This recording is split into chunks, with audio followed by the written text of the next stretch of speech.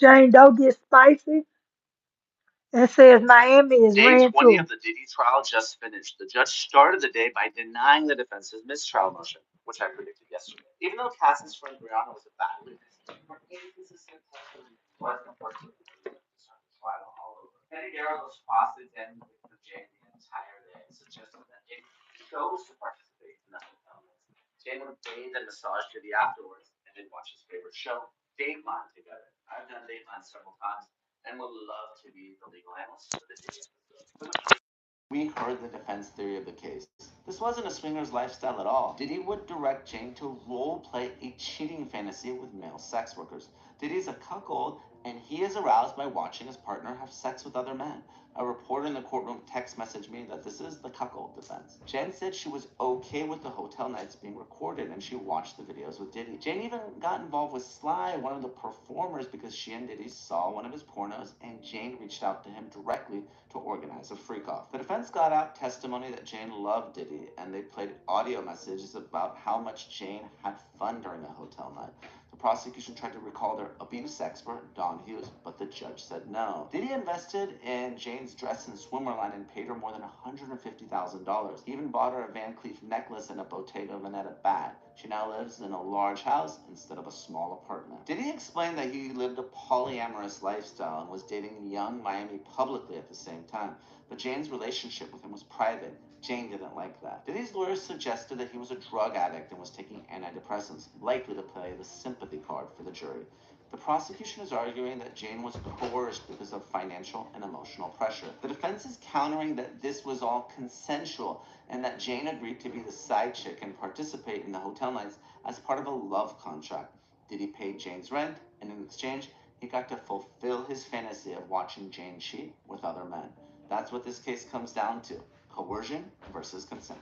Day 20 of the Diddy trial just finished. The judge started the day by denying the defense's mistrial motion, which I predicted yesterday. Even though on this 20th day of the Sean Diddy Combs trial, we learned quite a bit more about Combs' ex-girlfriend, Jane. While she is testifying against Combs, he is still paying her rent. What's up with that? And after meeting with the defense team many times, she turned around and then started meeting with the prosecution something like 20 times. Also, what's up with that? I'm Sarah Azari, and man, we live. Jane Doe. So Tenny says, "You didn't get a Chanel bag?" And Jane says, "I only got trauma." Tenny says, "What is a Bottega bag?" And Jane says, "I'm sure you have one." And there was an actual verbal gasp in the courtroom. People reacted like, "Uh-oh," sort of like, "Oh, no, she didn't." And Tenny says, keeps her cool and says, "How much does it cost?" And Jane says, how much does my body cost?"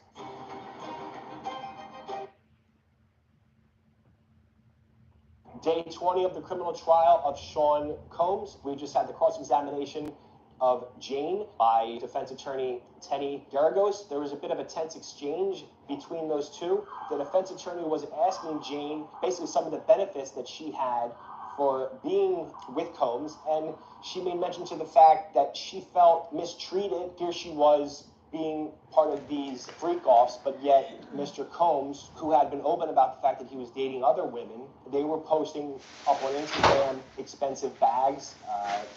There was one woman who posted a Chanel bag that Mr. Combs had bought for her. She said at one point, quote, "I only got Trump." That prompted Teddy Garagos to say, "Well, wait a second. Didn't you testify earlier that you actually got a Bottega bag?" She got flustered on the stand, and Jane asked for a break. There were also portions where Teddy put up a bunch of messages by Jane that appeared to show her consent to these freak-offs. There was one exchange where Combs actually told her to guide him, told her to set some stuff up, meaning these freak-offs. Jane said, quote, "That is definitely super easy for me to set up." But on the stand today, Jane said that she was just trying to make excuses. Quote, "I'm feeding into what he wants to hear. There was also a portion where Jane admitted that she did have some benefits from her 3-year relationship with Mr. Combs. She moved into a 53,000 square foot home. She also had a dress business, and Mr. Combs put in $20,000 to that business. Still, Jane said that the whole key for her was to have this special quality time with Combs, but that would only happen following these freak-offs. Combs was somewhat muted today. He was nodding. So from my perspective, I could definitely see that Combs appears to be at least somewhat happy with how the case is going. 20 days of testimony in, or about halfway through, the 55-year-old rap mogul has pleaded not guilty, and he faces up to life in prison if convicted. Day 20 of the criminal trial of Sean Combs. Hello, you guys. It is day 20 of the Diddy trial, and today, juror number 6 was stricken from the jury. Now, Diddy's team actually filed a motion to keep this juror, which makes us all kind of think that this is the juror that they said was nodding, was laughing. They didn't say it was juror number 6, but there was an issue earlier that there was a juror that was kind of like nodding along, laughing, eye rolling, which is kind of in line with what Diddy does to himself when he's sitting and watching a witness testify, which he got in trouble for with the judge, and the judge struck him from the jury. He means business. He's not messing around, and they do have additional jurors that sit in. I feel like half of it's like for security reasons, so you're not positive on who the real jury is, but I feel like it's also, they have like stand-ins that if something happens, there's other people that can take their place. I was there, I counted, I have it written down somewhere. I feel like there was like 16 jurors that are sitting there or something. There's a lot of them. But number 6 is off. He's not involved anymore unless the motion to keep him gets approved, which I really highly doubt. Yeah, this judge means business. If you were messing around in there, they're going to kick you out, and as it should be. Hello, you guys. It is day 20 of the Diddy trial, and today...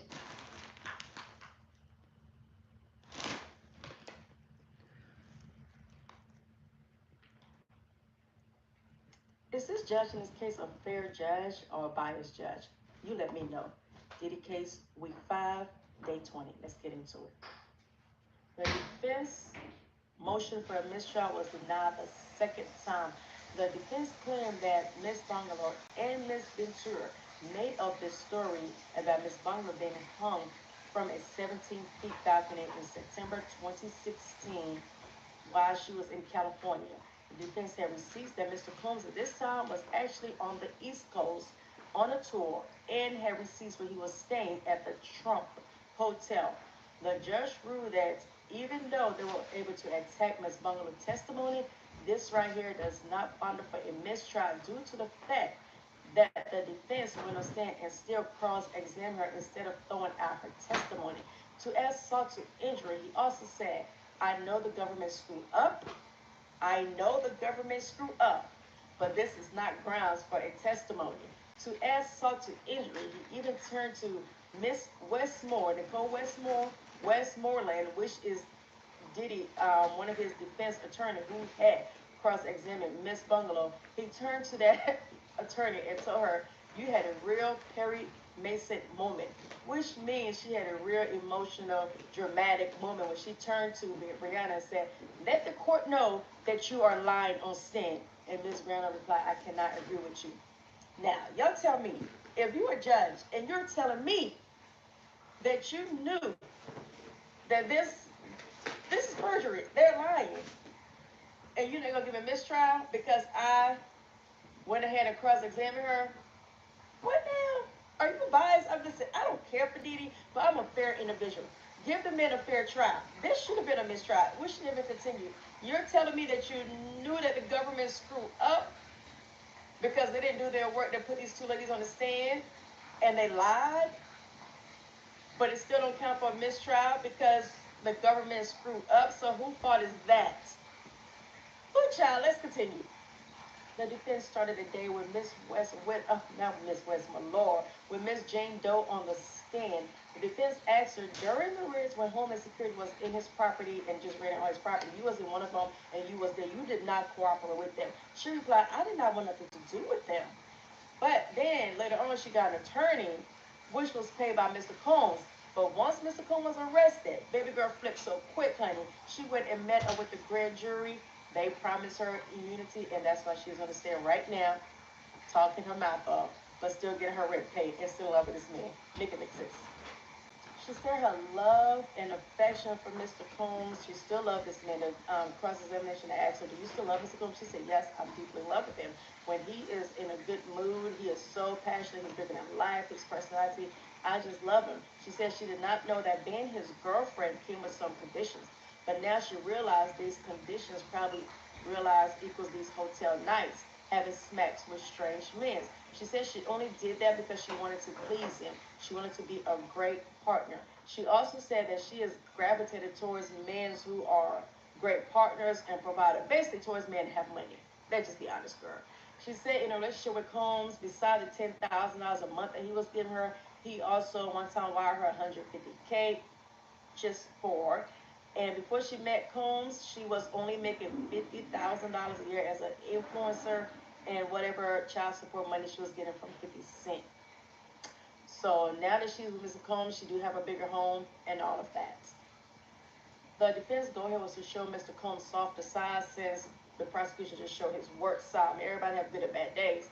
So the defense played a recording that Mr. Combs had sent to her after they came back from their trips from Turks and Caicos, where he really laid on her heavy by just love bombing her. He left a message on there and said, listen, we just got back, get some rest. I really enjoyed a good time with you. I have a nickname for you. I'm going to call you Crack Pipe. She said she did not understand the nickname, but she loved it because she's so shy and Mr. Combs' personality is bigger than life, so opposite attract. So her nickname is Crack Pipe. I I don't know, but I would not like that nickname. She stated that Combs was very loving and affectionate to hers. Besides the hotel night, she said he even brought her closer to God. He had a favorite pastor that he would watch on TV, and they would do some Bible studies. And yeah, now who do you think this pastor is? I'm gonna tell you who I think it is. I hope I can do pressure. Chris Brown does it best because I just die laughing. So let me try. Have you been swallowed? Have you been swallowed? Let me continue. She also said Diddy was very sweet and kind most of the time. Though when they spend their times together across from the hotel nights, they'll sit there and watch his favorite show, which is Dateline. She said she did know about the other women in his life, but she just thought by her being his main girl. How you the main girl? You know about the other women in his life. Make it make sense, Jane. You are not the main girl. You are just one of many. That's my input. Okay, y'all take that part out. That's not what she said. That's just me. But yeah, so she said she loved spending time with him, but as feelings grew deeper, she grew feelings. Not sure if he did. She became angry when she would find out about these other women, especially Young Miami. She don't understand why he would spend so much time with this particular woman, do everything for her, and she didn't even have to do nothing. She wasn't even doing hotel nights for him. Jen felt like she was giving her all and doing all these hotel nights, and all she wanted was his time, and he just couldn't provide that for her. Jen also testified as the relationship grew fonder, she realized that as sometimes Combs did have a heavy drugs and alcohol problems. He would mainly do these at parties. She also mentioned that one time she told him, hey, do you think you need to go to rehab? I know there's a great clinic in Thailand. He said no. Under cross-examination, the defense asked her, hey, do you think he's an addict? She said no, I just think he needs to slow down with the partying. Now, during the prosecution, she stated that she told Mr. Combs multiple times she did not care to do these hotel nights. When the defense asked her on the cross-examination on the defense side, she said she enjoyed these hotel nights because she felt like that was the most time Combs would show her attention and love and affection. So I don't know which one it is. Jean said Combs' favorite drugs of choice was ecstasy. She said she believed that he is a bisexual, but that he was too scared to try out the act during their hotel nights. Ooh, so she came up with a term to describe what was going on because she was just getting confused. She was so tied up. The term that she called this relationship was a cock old, which means a man that liked to watch his woman have intercourse with other men. That's exactly what she was doing. She also said that KK, Christina Karim, was always around, always in communication. Most of the time, she had to communicate with Mr. Combs and had to go through KK. She said KK had a strong feeling about her, which will influence how Combs treated her. So, are you saying KK didn't like you, Jane? I'm just trying to say. She also went back to say how KK showed her and told her how to smuggle rugs when it was going on vacation. She told her, just put in your carry-on luggage. I do it all the time. The defense brought out some text messages that showed Jane sending them to Combs about what position she would like to do during these hotel nights. And actually, it was Jane who was always referring, like, hey, what do you want? How many guys do you want? What position? The defense asked her about that. She said, yes, I sent those because I like to please him as his girlfriend. So it wasn't just Diddy that set up these hotels, almost like Cassie, her freak club. Then the defense went on to say, hey, Jane, you like having smacks with other guys for designer bags. Damn, Jane, you smacking for designer bags? Jane said, yeah, I have trauma. He was like, well, you have trauma. Do you know how much a Chanel bag costs? Do you have a Chanel bag? Because you slept with this person for this Chanel bag. Lord, Jane, we having smacks for bags, baby, just go Canal Street. Get you one that look like it. You do not have to be laying up with these men. Nobody knows it's real, baby. Nobody knows it's real. Jane said she needed a break. And that is it. Court was adjourned for the day. I will get back with y'all tomorrow. Is this judge in this case a fair judge or a biased judge? You let me know. Diddy case, week 5, day 20. Let's get into it. The defense motion for a mistrial was denied the second time. The defense claimed that Ms. Bungalow and Ms. Ventura made up this story about Ms. Bungalow being hung from a 17-feet balcony in September 2016 while she was in California. The defense had receipts that Mr. Combs at this time was actually on the East Coast on a tour and had receipts where he was staying at the Trump Hotel.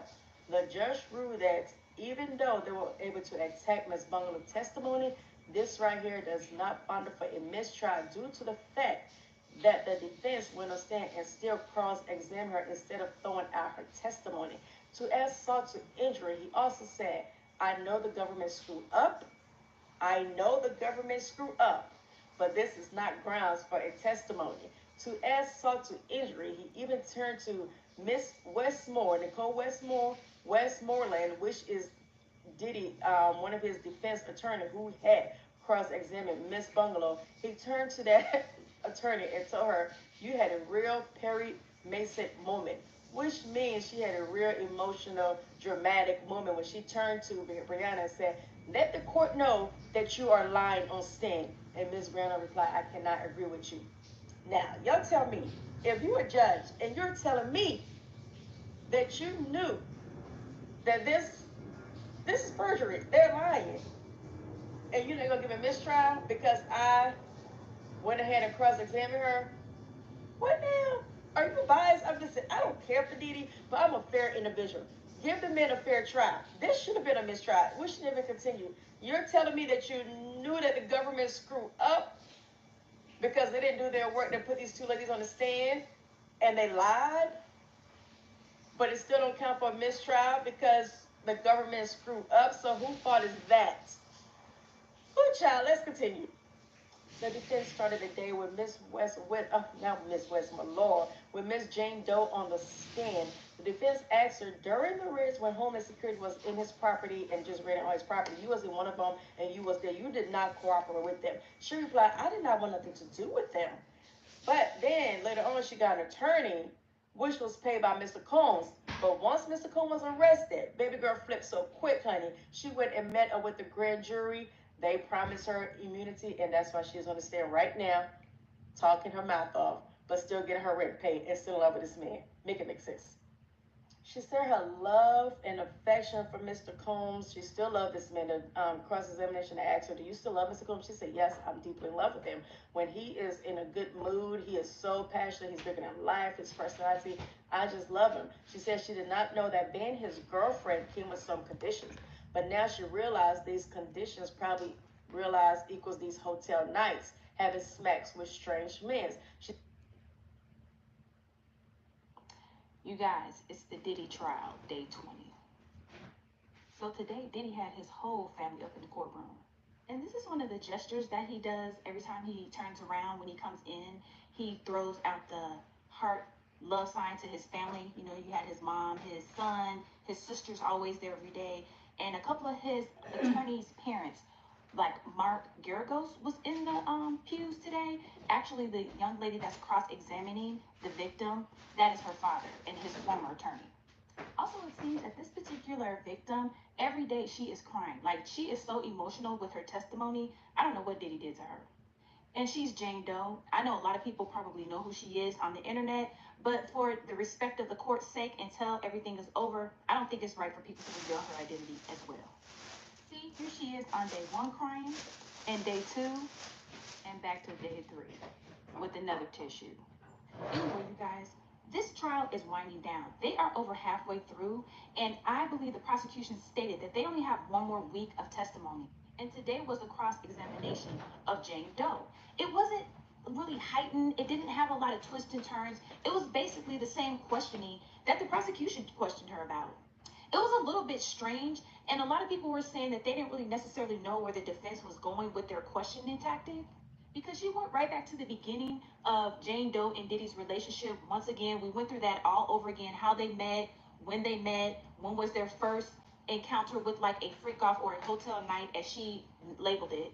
We already know that her child's father is pretty much a nemesis of Diddy's. But one thing that did stand out in her testimony today, she spoke about that trip that she took with him to Turks and Caicos. That was like one of their real official dates where they said, I love you, and they were away for like 15 days.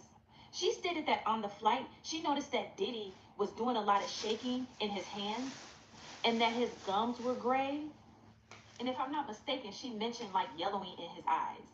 So basically, that's a sign of something going on internally that you need to get together quick.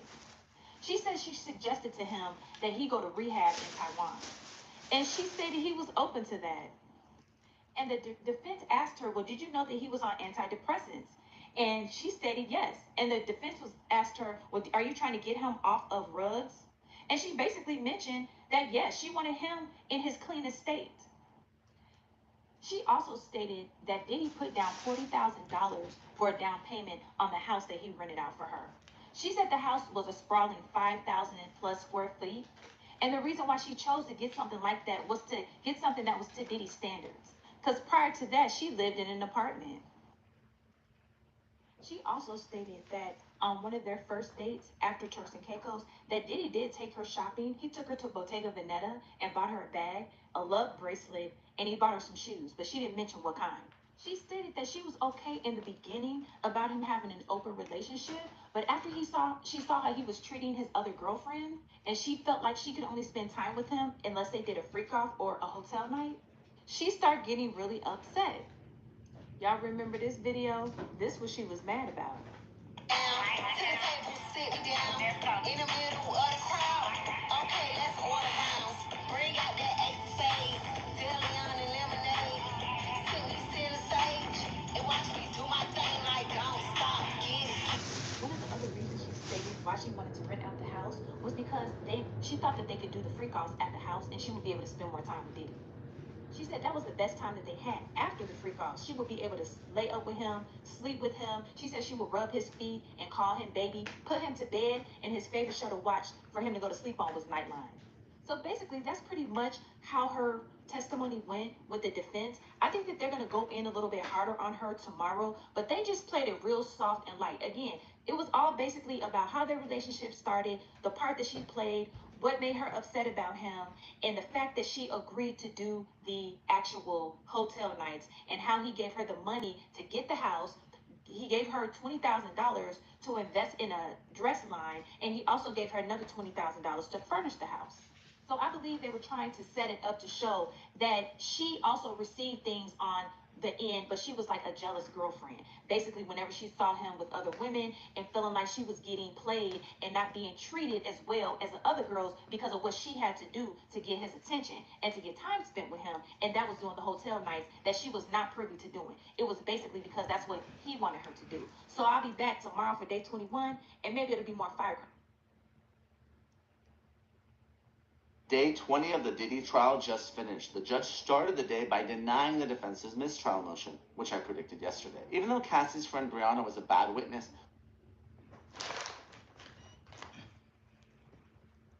Jane Doe was back on the stand after the lunch break and things got a little heated. But it started off slow with Teeny Garagos asking her if she sent Diddy a text message on Halloween of 2021 asking to see him. Diddy replied saying he had a rough day and wanted her to take the lead, so she suggested freshening up, grabbing a drink, and seeing where the night takes them, and then confirmed that they had a hotel night. Teeny Garagos then said, "Did Mr. Combs mention he didn't feel like being around people?" And she said he did. She was then asked if the next day she texted Sly, a male entertainer, asking him for explicit videos, and she said yes. She said, "I was with Diddy at that time and he asked me to reach out to Sly for the videos." Teeny Garagos then asked her a few days later, "You texted Sly again, this time saying I'll organize, and asked about a visit?" And she responded, "Yes, we were still together trying to plan when we might see Sly." Teeny Garagos then asked her if she had modeled, and she said yes, mostly commercial work, and she says, "Thank you. Now let's talk about these explicit text messages between you, Sly, and Diddy." Text messages were graphic, and she said that that was what Diddy liked to hear, but not what she desired. Teeny Garagos then read some of the text messages out loud, asking her what they meant, asking her what the water emoji meant and why she used them all the time, and she had to explain, and likely because there are some jury members who don't understand. I think there is a really old person on that jury, so that's probably why. She explained, "I felt I had to speak that way. I needed to keep him happy. I was in love in 2021 trying to please him. This wasn't who I naturally am. I was being agreeable. That's what he liked, so I adapted." She was then asked if Diddy and her had discussed hiring Dawn and Sly, and she said yes, he often brought them up. He then says, "In fact, you reminded him that he wanted to save Sly for a grand finale. You called it a showstopper. Big boom, game over situation, didn't you?" He said, "Yes, I was trying to delay it, just making excuses to get out of something he was pushing me to do." He replied, suggesting he wait until after the album dropped. Why? And she said, "Like I said, I didn't want to go through with it. I thought if I played along and pushed it down the line, he'd drop it." Later, you saw on social media that he was with another woman, and she responded, "Yes, he told me he wanted to see me, but there she was, posting with him." Then she was asked, "And in your text, you expressed frustration?" She said he pressured you for hotel vibes with Dawn and Sly, but spent that time with someone else, someone he bought a Chanel bag for. And she says, "Exactly, I gave into things I didn't want with strangers and still didn't get the same care or treatment." Teeny Garagos was insinuating that she was sleeping with these men and gladly accepting designer bags, and asked her if she didn't get anything, and she said, "No, I got trauma." Teeny then asks, "Mr. Combs gifted you a Van Cleef necklace and Bottega Veneta bag, didn't he?" "Yes, he did." Teeny Garagos says to her, "What's a Bottega bag?" And she said, "I'm sure you have one. How much do Bottega bags usually cost?" She pauses and sharply says, "How much does my body cost?" The judge had to interrupt, saying, "Miss Jane, please answer the question as asked." And he asks again, "How much does a Bottega bag run?" She says, "Around $1,500 to $5,000 depending on the bag." "Do you know how much a Chanel bag costs?" "No." And that's when Jane quietly asked the judge if she can get a break. The defense wanted to end at 3 o'clock, so they should be wrapping up soon after the break, and I will update you guys with what happens next. Jane Doe was back on the stand after the lunch break, and things got a little heated. But Jane Doe calls Diddy a cuck and says she believes he has bi curiosity. After the short break, Teeny Garagos asked Jane Doe if she was willingly participating in these hotel nights. She said while no one physically forced her at the time, she was a willing participant, saying, "I felt I had to keep the relationship." She also said that the most affection she would receive from Diddy were on these nights, and that she liked the parts when it was just him and her. She confirmed that she knew she was being recorded and that Diddy had told her that these videos were just for the two of them. When asked if she would put on a good show knowing he would watch them later, she said yes, but I didn't enjoy rewatching them. I tolerated it. She then testified that she researched terms like voyeurism and landed on cuckold. She said these hotel nights were driven by his desires, saying, "I'd label it as cuckold, a man being turned on by watching his woman having relations with another man." That term was spot on. I also also think there may have been some bi-curiosity involved. Cucks can be curious, but too afraid to act on it. Testified that there were rare occasions when he would end the night early if she asked, and a few times when he would dismiss a man, but only after she started participating. In her own words, she said, "I had to go through the motions before he considered letting them go." She also talked about the effect that X would have on him, saying he was happy, charismatic, good energy. Before X, he was agitated and stressed. After, he was happy. She testified that Diddy would call Fridays, F it Fridays, and that it was a weekly ritual to party hard and engage in what she calls sexual escapism. Diddy Garagos then shifted gears, asking her about her relationship with Diddy's former chief of staff, Christina Koram, and asking if they got along well. She testified that KK actually disliked her and that negatively impacted how Diddy would treat her. She said, "I believe she had strong opinions about me, which influenced a great deal of how Sean also treated me." Now, remember in Jane Doe's testimony how she had said that KK told her to fly to Miami with substances in her bag? Well, the defense team pulled up a text message saying, "It's not written in these texts." Well, Jane Doe confirmed that it did happen, but it happened verbally over the phone. Now, this is where they stopped for the lunch break, and Diddy's attorney told the judge she would like to pause at 3 p.m. today to give the jury a break and then bring Jane Doe back on Wednesday and finish with her on Thursday. Jane Doe.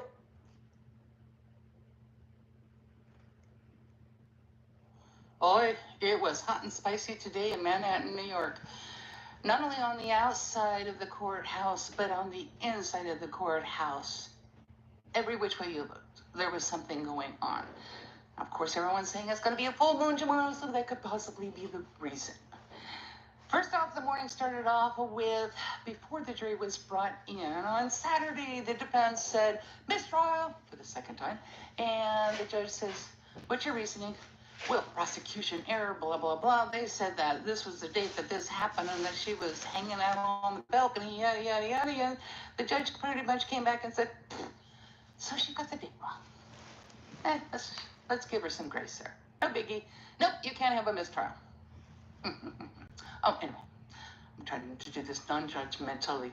So, next thing was an issue about Juror 6, which does not make any sense.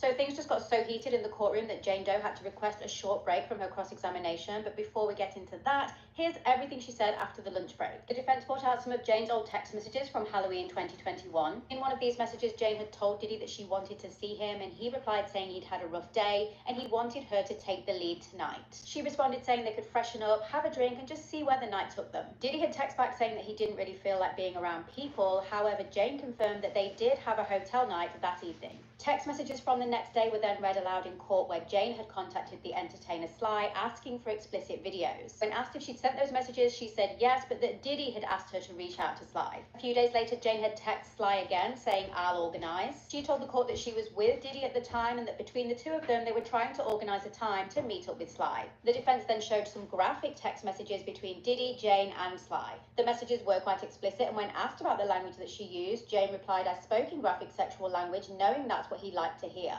More of the messages were then read aloud, and Jane was asked to explain what certain parts meant and also what certain emojis meant. She testified that she felt she had to speak that way. It wasn't naturally who she was, but she was being agreeable. Voice messages from November 2021 were then played to the court, and in one of them, Diddy and Jane were discussing hiring Sly and Don. Diddy told Jane she should set something up, and she reminded him that during their last Vision fantasy conversation, they had said that they would save that for the grand finale, the showstopper, for after his new album dropped. When asked why she said this, Jane testified, "I was trying to make excuses to get out of this thing that he's encouraging me to set up. I didn't want to go through with it." She also testified that around this time, she had seen Diddy with another woman on social media. She said, "He told me he wanted to see me, but there she was posting with him." The defense then asked if she expressed her frustration because he has pressured you for hotel vibes with Don and Sly, but he spent that time with someone else, someone he bought a Chanel bag for. Jane responded, "Exactly. I gave in to things I didn't want with strangers and still didn't get the same care or treatment." Jane then told the court that all she had gained from her relationship with Diddy was trauma, and Garagos was quick to point out that Diddy had actually given her a Van Cleef necklace and a Bottega bag. She then asked Jane, "What is a Bottega bag?" and Jane said, "I'm sure you have one." Garagos said that she didn't, and then she asked if Jane knew how much Bottega bags cost, and Jane responded, "How much does my body cost?" Now, this is where the judge stepped in and asked Jane to answer the question, and she said that Bottega bags could be anything from $1,500 to $5,000. Garagos then asked Jane if she knew the price of a Chanel bag, and she said she did not. And this is where Jane asked for a break. She is, however, back on the stand stand right now, and her cross-examination will continue until 3 p.m. Eastern Time. So things just got so heated in the courtroom that Jane Doe had to request a short break from her cross-examination. But before we get into that, here's... So that's your Miami that they talking about. So Tenny says, you didn't get a Chanel bag? And Jane says, I only got trauma. Tenny says, what is a Bottega bag? And Jane says, I'm sure you have one. And there was an actual verbal gasp in the courtroom. People reacted like, uh-oh, sort of like, oh, no, she didn't. And Tenny says, keeps her cool and says, how much does it cost? And Jane says, how much does my body cost? So Tenny says, you didn't get a Chanel. It is Tuesday, Diddy trial day 20. This is the recap after the lunch break. Jane is back on the stand. The defense is going over text messages and voice notes that Jane sent to Sean, where she engaged in fantasy talk that appeared to show her willingness for sexually explicit activities. Some of these messages include Jane describing what she would like to do to specific sex workers who were hired for hotel night. At one point, Jane and Teddy Garagos, Sean's attorney, kind of get into it back and forth. Garagos insinuated that Jane was consensually having sex with other men and gladly accepting designer bags. She said, no, I got trauma. Garagos reminded Jane at this point that Sean gifted her a Van Cleef necklace and a Bottega bag. Jane confirmed, and Garagos asked, well, how much do Bottega bags cost? Jane says, how much does my body cost? The judge chimes in and tells Jane to just answer the question that's being asked. Garagos asks again, how much is a Bottega bag? Jane said they range from $1,500 to $5,000. When asked, Jane said she didn't know how much a Chanel bag cost. And then Jane asks for a break. After she had asked for a break, they later dismissed the jury. So they finished at 3 o'clock today. Yesterday they went till 5. They did say that court will not begin until 1 p.m. tomorrow. So we have the morning off. It is Tuesday. Court start late tomorrow. Diddy, the trial, in the cross-examination of Jane. Let's get into it. Jane Doe, the face we don't know. What is Miss Garagos doing with Jane? What she's doing is she's going to cover a couple areas. The first area she wants to cover, the prep, that Jane has been prepped by the government. And she asks, how many times did the government prep you on how to be cross-examined? Maybe 2, maybe 3 times? Ooh. Okay. Then what they want to do is they want to frame what Jane is doing as a choice. If it's a choice, then it's a conscious decision. It's not duress. It's not a mistake. It's a choice. Question. You say you regret some of the choices you made with Diddy. Answer. I did not want to.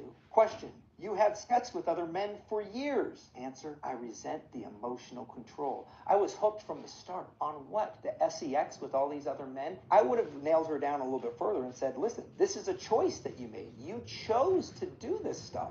Then they want to show that Jane is fully capable of making choices. Question. How old were you when you started to date Diddy? 35 years old. A 35-year-old grown adult. You've been around the block. You've been up and down the corner. You've been around the town, honey. You know what's up. This is not, you're not some fragile little teenager here. Then they want to talk about other choices that she makes. Why did you join OF? Financial need. You do it because you want to. You do it maybe because it is about the money, but ultimately this is the choice that you made. Then they want to talk about why she makes the choices she makes. And they ask, question, you gladly accepted designer bags from Diddy? Answer, I got trauma. That's not even answering the question. I accepted the bag because I'm traumatized? Do you know what a Bottega bag is? This bag right here, it's only 40 grand. Only 40,000? I'm sure you have one. Oh, I like this. You want to get cute with me? Witness, this is nice, this little back and forth, and this is what they'd love to go into, is her to get a little nasty on the stand. How much does a Bottega bag cost? Answer, how much does my body cost? How much does your body cost? I mean, you seem to give it out. You seem to be okay with it. How much did that cost? She is even making up the names for the freak-off. Did you have any names for the sex you had with Paul and Diddy? Yes, I called it the trifecta. Yes, it's like basketball. Jane was Kobe Bryant. Paul was Shaq. That's a big dude, man. I want to see who this Paul gets. And Diddy, oh, he was Michael Jordan. Oh, he did. We like MJ, though. The cross is not done. There will be more. She is an opportunist. This is the choices she made. She made a choice to engage in this lifestyle. She made a choice to have sex with all these other men. Why did she do it? Well, we know why she did it. Bottega bags and other nice trinkets. Diddy, the trial, in the cross-examination of Jane. Let's get into it. Jane Doe, the face we don't know. What is... It is Tuesday, day 20 in the Diddy trial, and already this morning we've got a lot going on. First thing this morning, the judge denied the defense's second request for mistrial. Also, juror number 6 has been stricken from the trial. It's under seal, so we don't know why. Obviously, they'll just fill that juror's space with one of the alternate jurors. Back on the stand this morning is Jane, and she is up for cross-examination. Defense attorney asked her about when Homeland Security arrived at her home, how she wanted nothing to do with them. She had a choice to speak to them and instead chose to get an attorney paid for by Sean. When Jane was asked if she loves Sean now, she said she does. She told the court that she felt trusted by Sean in those vulnerable moments, saying that she was breaking her own boundaries to make him feel loved, even if it became hard for her. She said she fell in love with Sean and didn't understand what conditions that would come with. He introduced me to this lifestyle under a lot of emotional pressure. I was so hooked from the beginning on the love and affection, I fell in love with him and didn't understand the terms of the relationship. She came to understand that having freak-offs was part of the deal. It was along the lines of love and pressure to do all the things he desired and wanted to fulfill my duties as his girlfriend. Jane told the court that Sean had a big personality and was very sure of himself. She said that he offered highly motivational speeches to encourage her, which helped her feel more confident. She said she used to be shy and still struggles with self-esteem issues. Jane said that Sean introduced her to gospel music and had insightful conversations about his spirituality, a really good perspective on a lot of things. He had a favorite pastor and he would put sermons on TV we would watch together. I asked her how much Sean spent supporting her financially during their relationship, around $150,000. They asked her if she gravitated towards providers. She responded she usually wants a partner and a provider.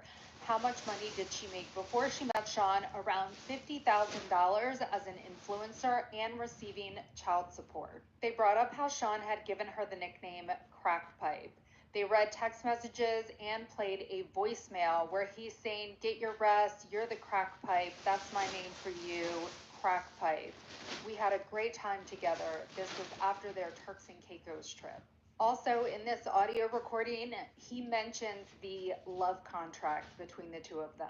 They asked her if she thought there was ever a time where Sean would not pay rent for her. She said there were times that I definitely felt that he would do that, and he used to kind of use it as like a little tool or a reminder. She said early in the relationship they had conversations where Sean said he leads a polyamorous dating lifestyle. She said she didn't mind at first, but as she was getting deeper feelings for Sean, I was feeling my man and wanted him to be mine. Jane said she was concerned about Sean's drug use. During their trip to Turks and Caicos, she felt like he was jaundiced, graying gums, and shaking hands. She at one point wanted him to go to a rehab clinic in Thailand. And when the defense attorney asked Jane if she believed that he was an addict, she said, "I just felt like he was overdoing the party." The defense asked her if she had enjoyed hotel nights. She says, "During hotel nights, the portion of me and him, yes, I loved that part. He's the most affectionate during these nights, and generally, he's not affectionate." Jane confirmed that she was okay with the hotel nights being filmed because Sean had told her the videos were just for the two of them. Defense attorney says, "You put on a good show for him in these videos because you knew he would watch them back." "Yes," Jane responded. The defense read messages between Jane and Christina Karam, Diddy's chief of staff, when she asked her to bring rugs to Miami for him. They pointed out how in these text messages it didn't say that, but Jane said that she spoke to Christina on the phone, and that's when she told her, "Go ahead and bring them. I do it all the time." Jane testified that her and Christina Karam were not close, and she said that Christina didn't like her. At this point, they break for lunch. I'll be back after court with the afternoon recap.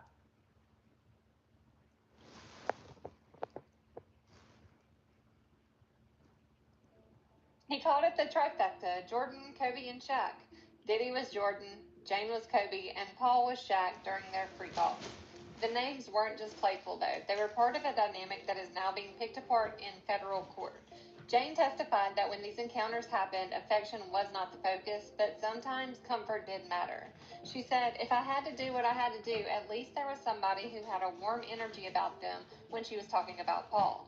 The defense, led by Tana Garagos, is highlighting moments like this, showing Jane smiling on the stand, admitting she willingly communicated with Diddy, and even met with his attorneys after his arrest.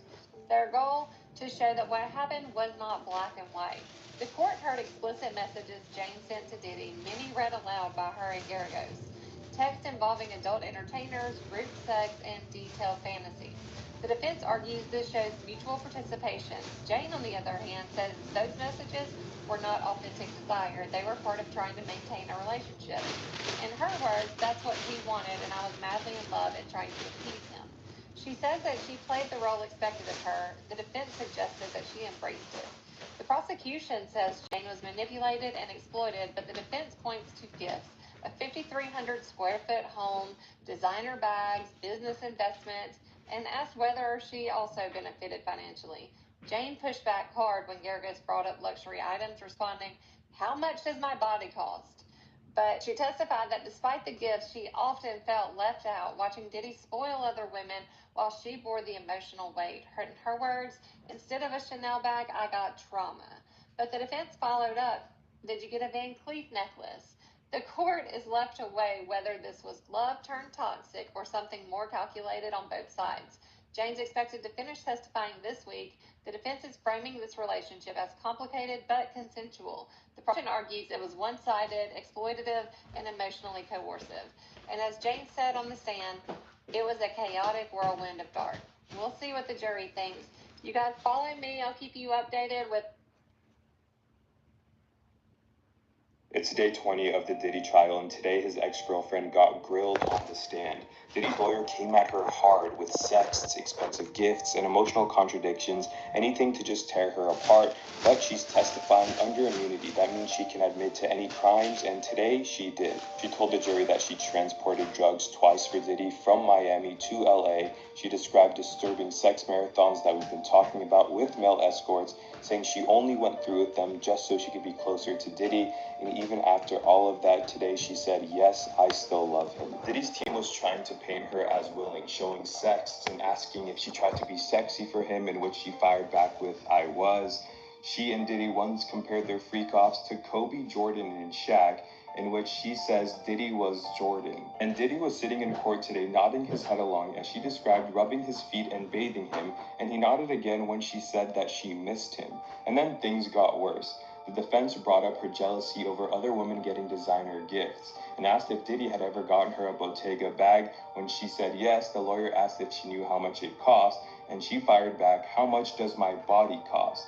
The courtroom got silent, and then she asked for a break. Kind of a weird day in the courtroom, and she's going to be back tomorrow getting grilled again by Diddy's lawyer, so stay tuned for that. Welcome back, guys. Welcome back. It is day 20 of the Diddy trial, And his ex-girlfriend, using the pseudonym Jane, is still on the stand. And they say this could last for a few more days. Let's get into the transcripts, family. Now, Diddy's defense team starts off with asking her, Jane, we met before, then you stopped meeting with the defense. That was your choice, right? Correct. You are testifying against Mr. Combs? I'm testifying against him? How many times did they prep you on how to be cross-examined at this trial? Maybe 2 or 3 times. Did you bring in other prosecutors to cross you? Yes. And they granted you immunity at the grand jury, right? Yes. You said you had regret about some of the choices you made with Mr. Combs? If you have it, I'd love to look at it with you. Your choice to participate in that lifestyle for many years, and you did not want to break up with him, right? I did not want to. You had X with other men for years. I resent the emotional control. I was hooked from the start. There was pressure to perform these acts my lover desired. Use the word partner again and again on direct. He was your partner? Yes. You said you've having trouble answering for yourself why you had X with these men? Yes. You are in therapy now? Yes. You love Mr. Combs? I love to spend time with my partner. You wanted to cuddle with him? To give him foot rubs? You said objection to counsel making herself a witness. I love to bathe him and we watch his favorite show. What show was that? Dateline. Did you believe he was not doing this with anyone else during this time period? You look at his messages? Yes. He was vulnerable in those hotel rooms and I shared that with him. It was conflicting. I was breaking all my boundaries so that he would feel love. This brought you two together? Yes, the love making afterwards. That's why I enjoyed it. You tried to be very sexy to him in these rooms? I think I was sexy in those rooms. Because you are a beautiful woman, did you choose the wardrobe? Initially, he did. He liked baby oil. It turned him on? Yes. How old were you when you started your relationship with Mr. Combs? 35. What are examples of your fantasy talk in those rooms?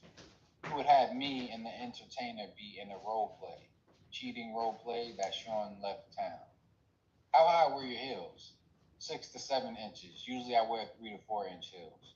You wanted your child to be closer to your child's father, but did the father see the child? What does that have to do with this? Will you fly weekly to Miami to see Mr. Combs? Sometimes. We listened to 5 voice notes in which Mr. Combs sounded angry, but he'd sent you thousands, right? Yes. Why did you feel he was larger than life? Bright lights. Introduced me to the gospel. He had a favorite pastor that he'd watch on TV. Has that stayed with you? Yes. Do you watch that pastor today? Objection. Abstain. How much did he invest in your dress line? 20,000. Why did you join OF? If I could get off it, I would. Financial need. Mr. Combs gave you money throughout the relationship. In 3.5 years, does 150,000 sound right? I would assume. You told the government you gravitate towards providers. Yes, as a woman, I like that. You called the house our house. Later, I saw it as my house. You thought it was important that his staff not know about the entertainers, right? Objection, overruled. Right. And that's the reason you go to the house, that and a yard for your son. Can you say, my child? So that ends part 1 of the cross-examination of Diddy's ex-girlfriend using the pseudonym Jane. And I have to say, family, the defense is doing a pretty good job at this. Like I said, I don't have a bone to. All right, guys, so let's really quick go over the charges, okay? Let's really quick go over the charges that Diddy is being charged. Everybody's talking about, oh. Do you still love him? That's what Diddy's attorney asked Jane Doe on the stand this morning, and her answer shocked the courtroom. Let's break down how the defense is trying to reframe her entire story from coercion and control to love and choice. Jane has accused Diddy of trafficking, coercion, and manipulation. But during cross, the defense painted a much different picture, one of a woman deeply in love, willingly participating in what she described as hotel nights. Attorney Tinny Garagos went straight for emotional impact, asking Jane if she still loved Diddy. Jane said yes, she loved rubbing his feet, bathing him, watching their favorite show together. His favorite show? Dateline. Strange. She called him her partner and said he was vulnerable with her and described their intimacy as something special, something just between the two of them. Geragos' goal was to show that this wasn't exploitation, it was love, or at least something that looked like it.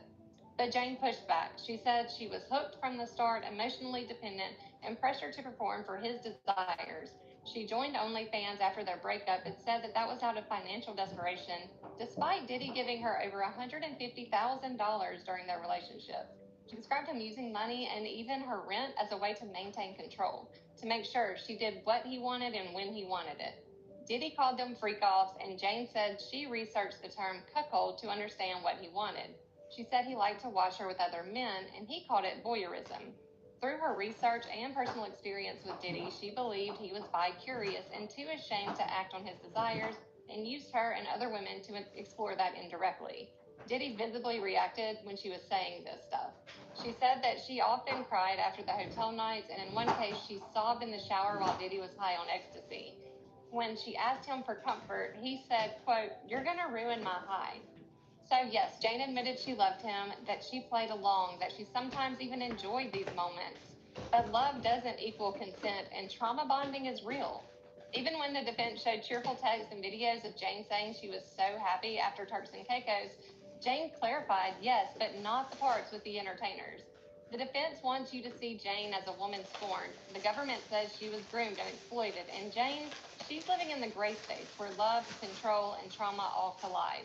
Follow me for the next update and subscribe for more in-depth coverage. Y'all, this trial is heating up. Do you still love him? That's what Diddy's attorney. Day 20 of the criminal trial of Sean Combs. We are expecting to hear the cross-examination of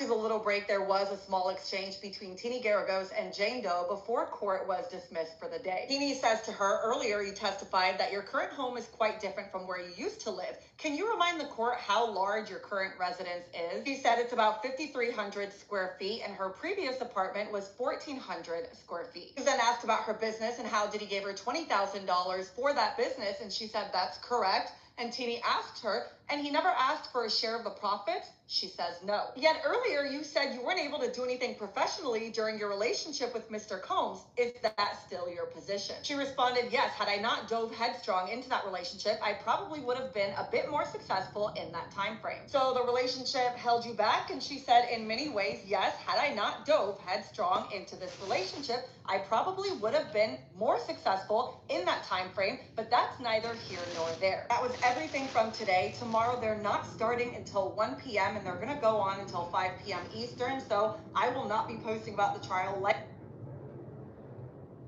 Day 20 of the Diddy trial, and Jane is on the stand. Diddy's ex-girlfriend, going by the pseudonym Jane Doe, is back on the stand today on day 20 of his trial. However, now it's time for the cross-examination. Here's everything she said before the lunch break. Now, the first thing Geragos did was have Jane confirm that the two of them had met before. In fact, that Jane had met with Diddy's legal team several times before the trial. She confirmed that this was the case. The last time she met with them was in April of 2025, and this stopped because she no longer wanted to meet with them. She was then asked about her feelings regarding her relationship with Diddy. She was asked if she loved him, and she said yes. But she also testified, I resent him for leading me to the lifestyle he led me to. When Geragos then suggested that Jane willingly participated in that lifestyle, she said, my choices were made under a lot of emotional pressure. She also said she'd felt hooked right from the beginning of their relationship, but that she'd been unsure what the terms and conditions of their relationship would look like. Jane also talked about how Diddy had introduced her to religion and how they would often talk about God when they weren't participating in the freak-offs. He said he had a favourite pastor and they would put a lot of his sermons on the TV and then talk about it. Jane also reiterated that despite resenting the hotel nights, she enjoyed the time with Diddy afterwards, saying, yes, he was my baby. and that she would give him foot massages, feed him, and nurture him whilst they watched his favourite TV show, which was Dateline. She said that she enjoyed these hotel nights to have these intimate, vulnerable moments afterwards, and she also said she believed she was the only woman who was participating in these hotel nights with Diddy. When then asked if she enjoyed these hotel nights, she answered, as time went on, it was very conflicting for me internally because I'm breaking all of my own boundaries just to make him feel extremely loved. She was then asked to describe the role play elements of these hotel nights, one of them in particular being a cheating fantasy where she would act out that she had snuck an entertainer in when Diddy was not there. Sean left town and I'm home alone with me and whoever, and I'm sneaking in this entertainer and it's just me and this entertainer fantasy talking. Sean is on a plane and I couldn't wait to get this entertainer all alone. She said that Diddy would always direct these role plays, that substances were regularly used, and that would usually be X. When asked if it was her choice to take it, she said that Diddy would offer it to her and expect her to take it. They then talked about the ups and downs of their relationship, with Jane testifying that they got back together often purely because they missed each other, and Garagos asked, so you got back together of your own volition? And she said yes. The defense then switched to the financial support that Diddy had offered Jane during their relationship, with Garagos asking, he sent you $150,000? She responded, I never really counted, but I would assume, yeah, that would be close. She also testified, though, that her Instagram earnings had dropped massively because of the time that she was spending with Diddy. Focusing in then on the love contract, the court would play a voice message that Diddy had sent to Jane saying, got your contract, find yourself a nice little spot. He also said in this message that he was addicted to Jane and said he was going to call her his crack pipe. She responded, yay to your contract, crack pipe is so real for both of us. Following this conversation about the love contract, Diddy then paid $40,000 upfront for a home for Jane, which was $10,000 a month rent. He paid the first and the last month and a $20,000 deposit. She testified, there were some times that I definitely felt that he would stop paying and he used it kind of as a little tool. The rent was always just a little reminder. They then talked about the fact that Diddy led a polyamorous dating life when he met Jane. She said that while she initially accepted this, she later found it challenging. I was feeling my man and I wanted him to be mine. Then when Diddy began a public relationship with Young Miami, she said it was definitely not something that I signed up for. I didn't sign up to date a man that was in a public relationship. She said that it was particularly hurtful to see Diddy posting pictures of himself with Young Miami on their social media because her relationship with him had been so private. She was then asked about Diddy's drug use and she testified, in the beginning, I didn't really know how to label it. I encountered somebody that was overdoing the partying. She later learned that he was taking antidepressants and she said she encouraged him to seek rehabilitation. They then talked about the filming of the hotel nights, with Jane saying that she was okay with it because she believed the videos Diddy was filming were private. Garagos then asked, you put on a good show for him in these videos because you knew he would watch them back?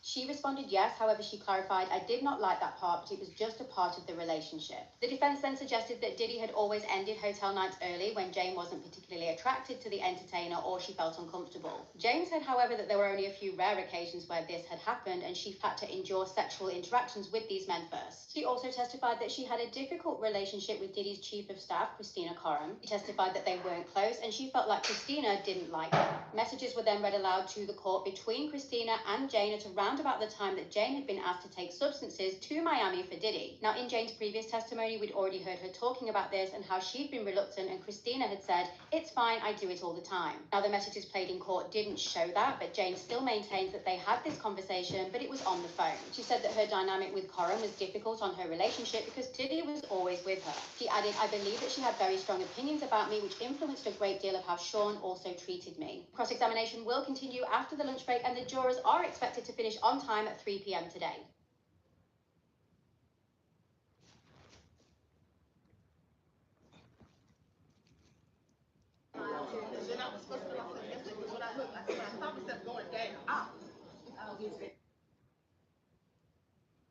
Welcome back, family, and we're here with part 2 of the cross-examination in the Diddy trial on day number 20, as his ex-girlfriend, using the pseudonym Jane, gives a cross-examination. Oh, this is explosive, very detail-oriented. Let's get into it, family. Miss Jane, would you agree that you willingly participated in the so-called hotel nights? At the time, yes. I felt I had to keep the relationship. But no one forced you to take part? Not physically, no. You were aware that Mr. Combs practiced a polyamorous lifestyle. You told me early on, yes. Yet you chose to stay in a relationship for quite some time. I did. Our feelings grew deeper. And during this time, he supported you, paid your rent, gave you gifts, covered expenses? Yes, he did all of that. Would you say he was kind and generous at times? Yes, he could be very generous. So your relationship, though complicated, had moments of affection and mutual agreement. It did, but that doesn't mean it didn't hurt or feel controlling. During the hotel nights, did you and Mr. Combs spend time alone together? Yes, we usually have about 30 minutes to an hour alone before the entertainer came and sometime afterward too. And how'd you feel about that alone time?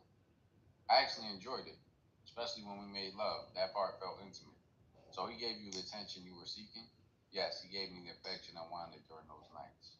Was that typical of him? No, he wasn't generally that affectionate, but on those nights he was the most affectionate. Were red lights and baby oil only used during the hotel nights? No, they weren't exclusive to those nights. Where else were they used? Used them during other actual encounters, even in his private residence. Were you aware that the hotel nights were being filmed? Yes, I was okay with it. And Mr. Combs told you the videos were just for the two of you? That's what he said. You put on a good show for him in these videos because you knew he would watch them again? Yes. Isn't it true that you enjoyed rewatching the hotel night videos with Mr. Combs? No, I did not like that part. But you still did it? Yes, it was just part of the relationship, something I tolerated, even if it made me feel uncomfortable. Let's talk about the hotel nights. What was your understanding of why Mr. Combs wanted them? They were driven by his desires. I'd label it as cuckold, a man being turned on by watching his woman having sex with another man. That term was spot on. And why did you participate? Out of love, I wanted to please him. Did Mr. Combs ever explain his motivations? He'd like to call it voyeurism. I use the word cuck for myself. I also think there may have been some bi-curiosity involved. Cucks can be curious but too afraid to act on it. Did he ever stop a hotel night because you wanted to? Yes, there were a few times he ended it early when I spoke up and said I wanted to stop. And if you weren't comfortable with one of the men, you dismissed them, correct? Rarely, only after I already had tried to interact with him actually for some time. But was he responsive when you were uncomfortable? No, not readily. I had to go through the motions first before you considered letting him go. Let's talk about the 2 times you said you cried after a hotel night. Do you remember them?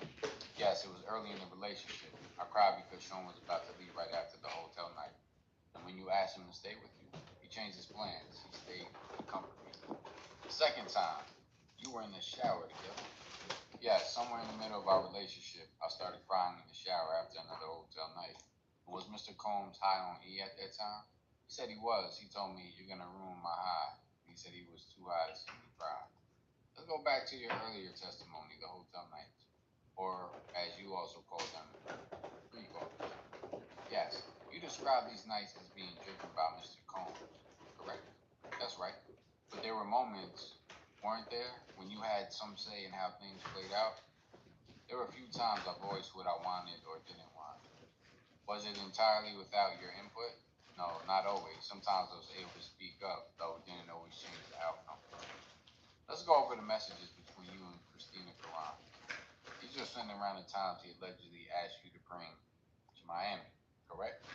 Yes. You testified earlier that you had a phone conversation with Miss Karan, during which she told you it was fine to bring and instructed you to put them in your checked luggage. Yes.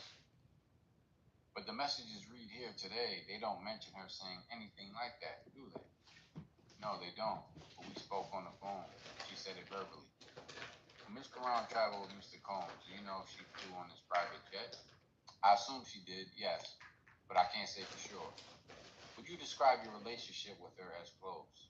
Not at all. We weren't close. She didn't like me. And how did that affect your relationship with Mr. Combs? It made things hard. She always was with him. I believe she had strong opinions about me, and those opinions influenced how Sean treated me. And the judge calls for a break, family. That is part 2. Part 3 coming right up. Please leave in the comments. Peace and one love. Welcome back, family. And we're here with part 2.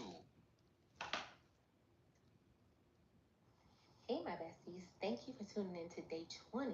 Yes, day 20 of the United States vs. The feds have requested to remove juror number 6 from the Diddy trial. Today is day 20, and the feds said they don't like that juror number 6 is making faces, smiling, nodding at the diddler. So they have requested to remove them from the jury And now we have to wait and see if the judge says yes or no. The judge also has officially denied the mistrial motion by the defense team because they did not like that certain things was coming into the court hearing that was making Diddy perceived to be something that he's not, which I don't know. I kind of beg to differ on that. But they also stated that they felt like the young lady who was Cassie's friend who said that Diddy hung her over the balcony, they felt like that was a lie, and they felt like they proved that by showing that Diddy was out of town and he had checked into these hotels and blah, blah, blah, blah. But let's keep in mind the diddler was so-called escaping the U.S. when he had that airplane flying all around and he wasn't even on it. So let's not play these games, okay? So we are going into day 20. It is time for the cross-examination of Jane Doe. And a lot of people are getting in trouble who are in the courtroom coming out and going on their social media and disclosing her identity.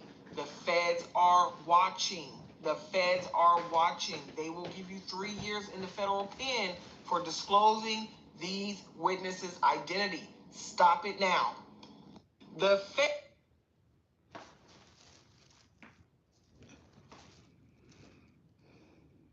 Diddy trial, day 20. Jane. It's day 20 of Diddy's trial, and as you know, over the weekend, his team submitted a motion for a mistrial, and it had to do with Bonna's testimony. But that's not all. The prosecutors told the judge they want jury number 6 to be removed. Of course, Diddy's attorney objected to that, and we don't know what's going to happen yet. The judge said he's going to hear all sides, but I don't know if we're going to get that information or not. Don't quote me on this, but I remember reading something about a jury member, and I think it was that person kept smiling over at Diddy. I'm not sure if it's jury number 6, but I will let you guys know if I hear anything about that. But let's get into the mistrial motion and Bonna's testimony. Remember how she had said that she was being held over a balcony by Diddy on a specific date, and then his team came up for cross and said, how was that possible if he was on tour and not in the same city? Well, one of Diddy's attorneys is accusing Bonna of perjury, and remember, she had immunity to testify so long as she was telling the truth on the stand. And they also say that the government either knew or should have known that Diddy and Cassie were not in LA at the same time. The prosecutors argue that Bonna could have misremembered the date that she had taken the photos, because if you remember, the photos that they have were screenshots. So the date on the photo was the date of the screenshot, not the date the photo was actually taken. But the judge says the defense was not prejudiced by Bonna's testimony. In other words, they did so good in cross-examination about this date that he thought they would be celebrating. In the end, the judge did just as we expected and denied the defense's motion for mistrial. It's day 20 of Diddy's trial, and as you know, over the weekend, his team submitted a motion for a mistrial, and it had to do with Bonna's testimony. But that's not all. The prosecutors told the judge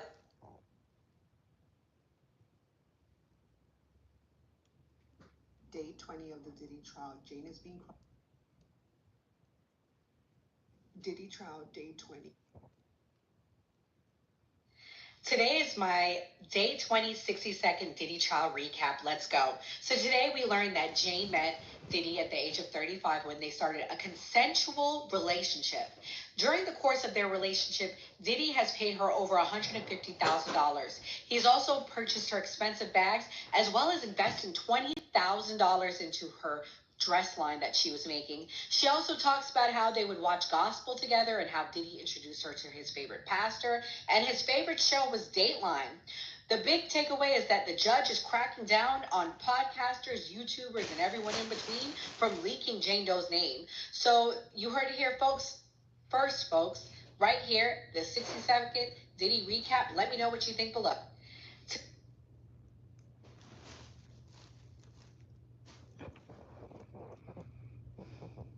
This was the weirdest day on the Diddy trial ever. Who had Shaq and Jordan entering the Diddy chat?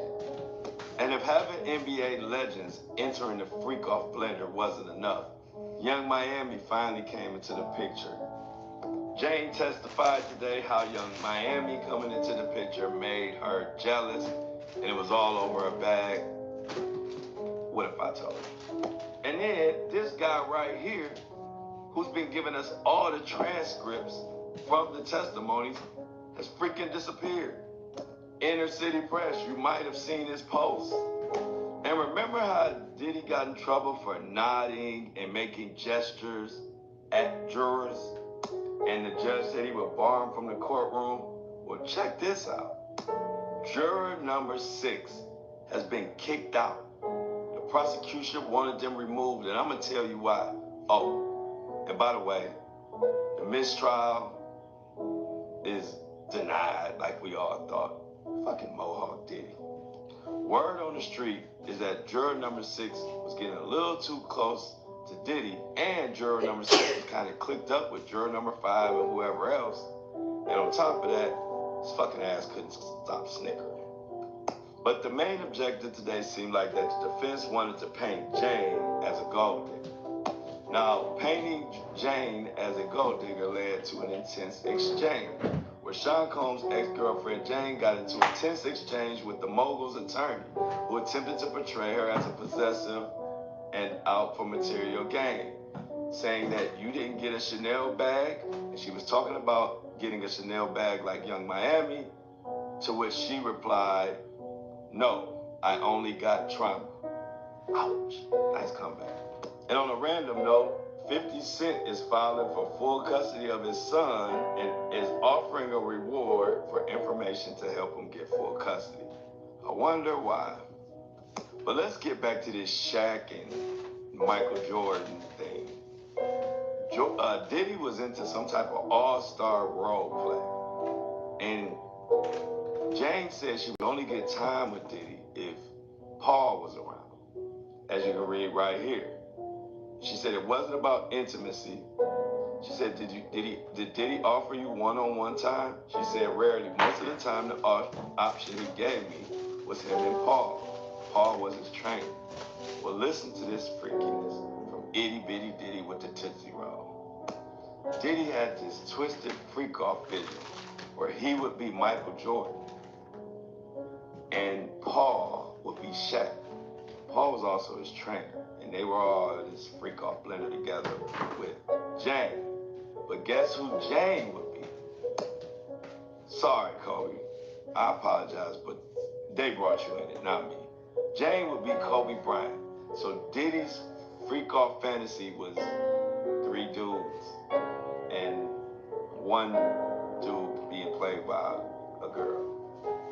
Overall, today's court date felt like a Tubi movie written by Tyler Perry, and I don't like it. What if I told you? We gotta find this guy.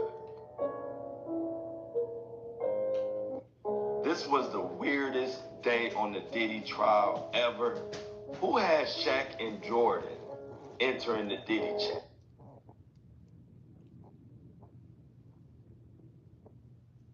I don't have a lot of friends out here, okay? She asked me if she could work out with me. I said, okay. You gotta believe what you want, because last time you been cursing at me, disrespecting me over nothing. Like I'm a human being. I'm not gonna lock myself up in a room and have no friends. I don't have a bunch of guy friends. I already told you that. And she just came over to work out like that. But I'm not gonna be explaining. It don't matter if I just got finished. I'm saying I could do whatever I want to, but I didn't. You're straight flipping out on me. And I told you that you had one more time to do this. Flipping out on me because somebody came to work out with me at my house. You're nuts. So be sad, go crazy, do whatever you want to do. Okay, I don't deserve it. I don't deserve being honest with somebody. And then every time they see somebody around, they like, I'm doing something, working out. Brian, listening to that, what's your reaction to that message? So as a defense attorney, okay, we're going to try to spin that as she's jealous. She's looking at her social media. He's saying in other comments that there's an open relationship. He's saying here that he's single. Now, maybe as a guy, he tried to, like... Day 19, the United States versus Sean Combs. I'm doing this lunchtime update from an Uber. I just have to run uptown to a talent show at my kid's school. So I'll be back later, but I wanted to run down what is happening so far with Jane still on the stand. She's expected to finish her direct testimony either today by the end of the day or tomorrow morning. Now, what she indicated right off the bat is that she would text Diddy on 2 different phones. He had these 2 different phones. She also talked about the fact that they got a 3rd phone, she and Diddy, to record some of their explicit videos because his assistants had access to his other phones, and she just didn't want that out there. She also started reading from a September 2023 text thread between she and Diddy, and we can't see this in the gallery, only the jurors can see this, but it was a back and forth about how she, at one point, he promised to take her on a yacht to this island off of the coast of Miami, and they never did that. This was after a hotel night, and she ended up hearing him on a podcast talking about taking another woman to this yacht on this yacht to this island. That started a whole big fight between them. I think the government was trying to maybe connect that with fraud, that he promised her something and he didn't do it. And he tells her, you know, baby girl, that's just podcast talk, et cetera, et cetera. And they have, you know, a big fight back and forth. And she, again, says she feels used. I'm paraphrasing, but text along those lines. They end up FaceTiming, and she says, okay, I'll come visit you in New York after all. Because she had said initially, you know, I'm not coming to visit you. You know, I just feel gross. I feel used. They FaceTime. He says all the right things. And he says, you know, we don't have to do any hotel stuff. And she gets on her flight, and she says mid-flight, her heart just sinks because he sends her an entertainer to approve. And she kind of just says, you know, okay, I didn't get service. So she lands, she was all excited to go to dinner, not have a hotel night. And it turns out it's really late. They go to some club lounge and they bicker and they end up having a hotel night after all. She also said at another point, she said that they were having another argument, and this is just a few days later, and she's just saying that she doesn't want to be with him anymore, et cetera, and then he sends her a screenshot of what the doctor said about his knees. I guess he was having knee problems, and she kind of just said, you know, she put her frustrations aside and she started talking to him nicely again, or kind of like the way they were, and they end up getting together and having another hotel night. Now, she also describes, and I believe she talked about this last week as well, this one sobriety night that she had where she decided to do a hotel night without drugs, and she talked about having relations with 3 different escorts, and between the 2nd and 3rd escort, she threw up. And she talked about, sorry, my blush. Sorry.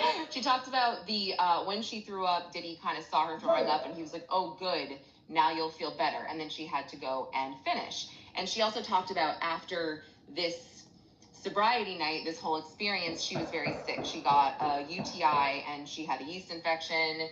And then we saw more texts. I mean, we saw a lot of texts this morning about them arguing and her really expressing the fact that she feels, you know, she feels used. She said at one point, sex was sacred to her. Now it's not. He's kind of ruined that for her. She feels like she was emotionally manipulated. She said that she once had, or she started to have PTSD from the hotel nights and she needed a therapist. She said in text messages that he emotionally manipulated her. And we heard voice notes from Diddy as well. There was one voice note in particular after, she said she sent him a note after the sobriety night where she was with these 3 men, and she asked him to put something in her account. She needed money or something, or she wanted to furnish the house, and he didn't respond for a day. And then she texted him again, like, you know, you weren't too busy to respond to me when I was doing all these things you wanted, etc. And then he leaves her this voice note, and he sounded kind of messed up, but he's like, you know, I'm in Miami, I don't need no bitches, like, you're all crazy type of thing. And that's a big theme, him calling her crazy. He said she's crazy a lot. She always seems to be crazy whenever she would voice her opinion about not wanting to do the hotel nights. And, at one point when she was kind of trying to break up with him again, she said, I'm not Gina or Cassie. And the government said, well, what did you mean by this? And she's like, they just kind of left quietly. She said, I don't exactly remember what I meant, but I kind of meant, like, you know, maybe I wasn't going to leave quietly type of thing. Let me see. Oh, there was another point where she actually said the phrase to him, quote, "I know I was consenting." And I thought this was maybe something to point out because Diddy had said to her during another argument, well, if anybody were to watch these videos, you know, you would look like you're enjoying it. So I think, you know, she wanted to just put that out there, you know, I know I was consenting, maybe saying, well, now I'm not type of thing. But that was the moment because the government kind of focused on that for a second and made us listen to her say the word consent a few times. Oh, and this morning, I should just point this out. This morning, before we started, the judge called in the lead counsel from the defense and the government to the roving room, which is off the record.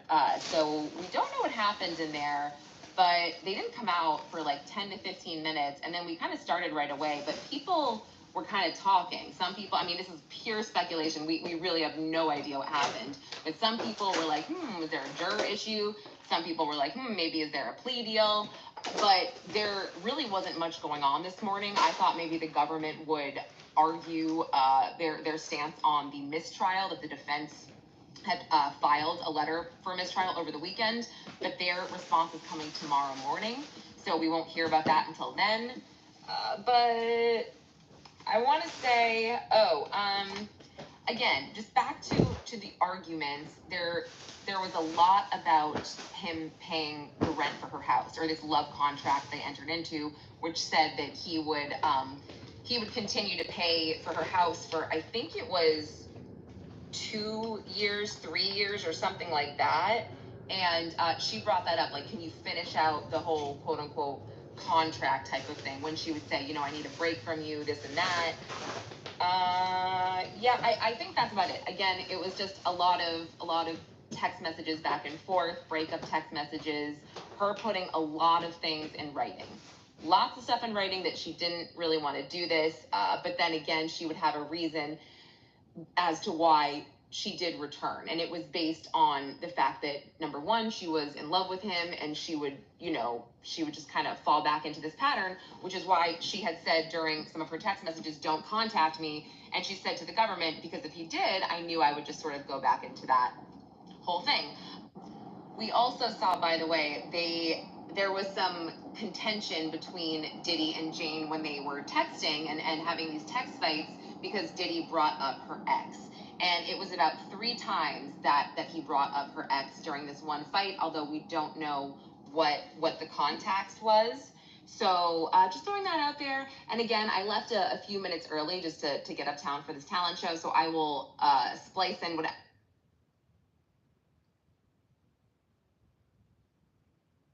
You know, I actually agree with this comment. Like, you know, yesterday's testimony, it proved that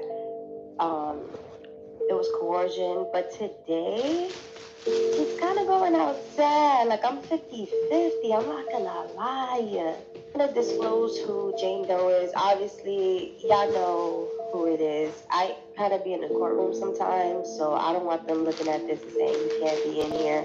Although I don't have a huge following, so they probably don't even care. But they played an audio. First of all, Diddy called her a crack pipe. Let's talk about it. Mind you, he's the one doing it too, so who's really a crackhead? But anywho, let's stay on topic. So today, he literally told her straight up, F or die trying. And obviously, we could put 2 and 2 together. Like, we know exactly what he's talking about, because, you know, it references a rapper. It's giving like she willingly stood. Like, okay, at first it was giving, you know, you needed the money, you was pressed for money. But at the end of the day, if your baby daddy was giving you $500,000, plus you was getting brand deals, plus you started doing OnlyFans, and yesterday in the courtroom, she talked about how she showed Diddy how much she was getting paid, and she was making good money, that he felt like, okay, well, I guess I could cut you off, right? She didn't want that. But I feel like she just kept him around, or kept going around him, just so she could live that lifestyle. And that's why it's like, What's glitter is not always gold. People need to stop idolizing these celebrities because we don't know what's going on behind the scenes. Clearly, bitches be doing shit for money, for clout, for fame, and it's actually sad and disheartening. And she's also a 35-year-old. I can understand with Cassie, she was young and she did want a lifestyle, she felt like Diddy could make her dreams come true. But eventually she realized, no, that's not the case. Now, but she's over here like revealing all these things. Like, obviously it was a toxic, crazy relationship. But I can't help to believe that in some way, shape, or form, she enjoyed herself. And now, it hurts to say this because y'all know I am not for Diddy. And just because I'm saying that doesn't mean I am for Diddy. But we really have to take accountability as women in general. You're 35 years old. You knew you wanted that lifestyle. What's the saying? Do something strange for some change? Yeah, babe. He was only giving you, what, 10,000? 10,000, girl, to do what you did. But yeah, you said your baby daddy, when he was going to pay the child support, that $500,000 isn't enough. So 10 is enough? 10,000 is enough? Okay. Yeah. Okay. Yeah. Y'all hit the like and subscribe button. She asked me. Hit the like and subscribe button. Follow me for more of the Diddy updates. It is Monday, day 19 in the Diddy trial, and this is... Thank y'all for watching.